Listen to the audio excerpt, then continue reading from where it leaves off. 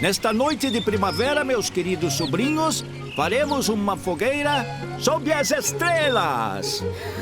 Que legal, tio Zenon! E vamos contar histórias de suspense. Eu não perco essa aventura por nada.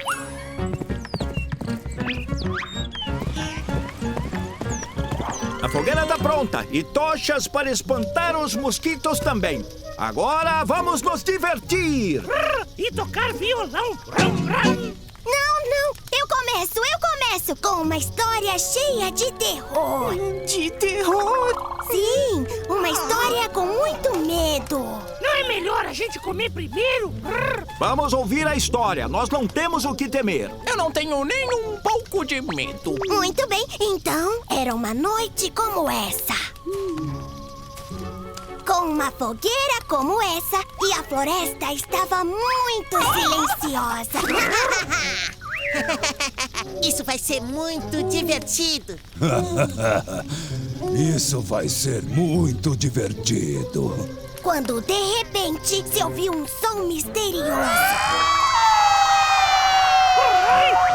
O que foi isso? A gente não precisa ter medo.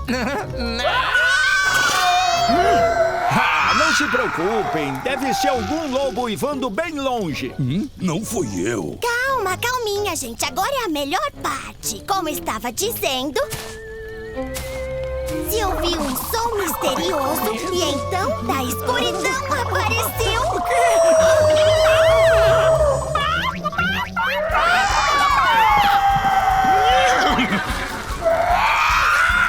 Salve-se quem puder!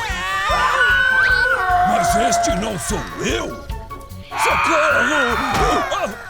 Eu vou fugir! O que é isso? Um lobisomem? O chupa?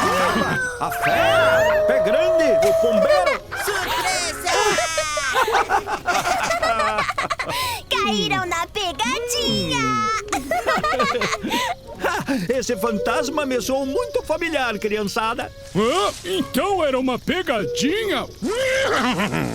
Então gostam de pegadinhas, né?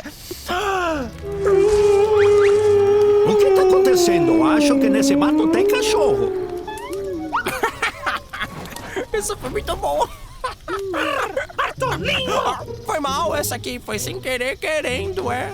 Sem querer, querendo uma ova, nesse mato tem galo.